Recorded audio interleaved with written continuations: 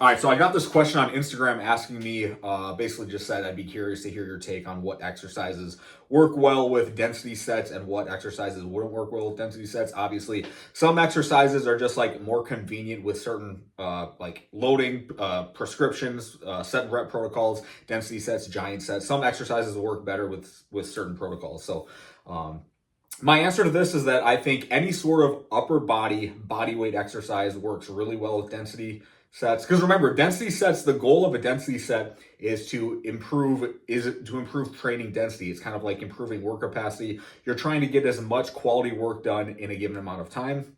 So you want to be able to do some sort of exercise that you can kind of push past your conditioning limits in a way, for like lack of a better term, for lack of a better way of putting it. So you're trying to accrue as much quality work in a given time frame. So something that doesn't take a long time to set up, something that you can kind of get your reps in, get out, quickly catch your breath, get back into it again. So any sort of upper body weight exercise, obviously you can load them to like dips, inverted rows, chin-ups, where you have a weight hanging from a belt or something like that. You can just get in, get out with your reps, quickly catch your breath, get back into it. I think any sort of upper body weight exercise works really well with density sets. I think most of the main barbell exercises work really well. Any sort of squatting works well. Any sort of pressing with a barbell works well.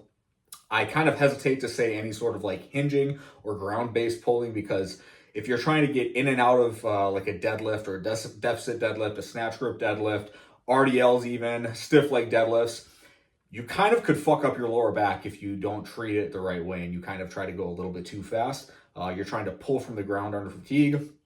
And yeah, just shit can happen if you do some sort of hinging or ground-based pulling in a density set. Like if you're on minute 9, minute 10, and you've already accrued 20 to 25 reps and you're going for like 12 to 14 minutes or something like that, and your heart rate is still pretty high and you're only taking as much rest as you absolutely need before you can get into the next set, and you're really trying to push as many reps as you can get, I probably would stay away from sort of like any sort of hinging or ground-based pulling. So squatting works well, pressing works well.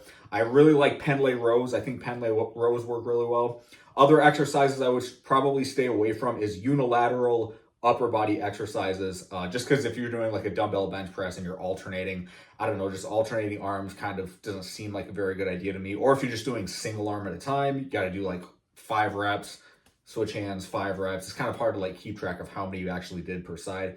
I guess it's not hard to keep track. It just logistically doesn't work very well. But unilateral lower body exercises, step ups, Bulgarian split squats, reverse lunges. I think the unilateral lower body exercises would work really well. I do have that kind of stuff programmed in the Haas Project 2.0. I do have a density set with unilateral lower body exercise in there, because I think it does work well. You just have to cap your sets at like 3 to 5 reps per set, and then you have to tell yourself, I have to get both legs done in every single mini set. So that's kind of my the other thing I probably wouldn't do is like single joint exercises, lateral raises, bicep curls. You could do triceps extensions if you're doing like lying triceps extensions with an easy bar and you're getting the shoulder involved, because that's more of like a heavier movement, kind of like a powerlifting-ish type movement. I think that would work well. But I probably would do like a French press.